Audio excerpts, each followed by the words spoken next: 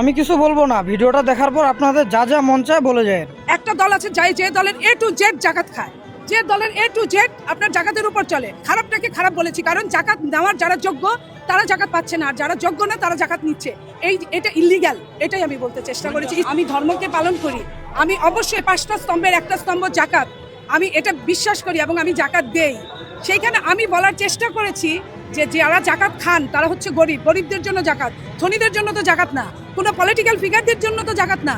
একটা দল আছে যে দলের A to Z জাকাত খায়, যে দলের A to Z আপনার জাকাতের উপর চলে, তাদের বাড়ি গাড়ি থেকে শুরু করে তাদের সমস্ত ভরণ পোষণ জাকাত দিয়ে মেনটেন করা হয়। সেটাই বলেছি যে এটা খারাপ, এই খারাপটাকে খারাপ বলেছি, কারণ জাকাত নেওয়ার যারা যোগ্য তারা জাকাত পাচ্ছে না, আর যারা যোগ্য না তারা জাকাত নিচ্ছে।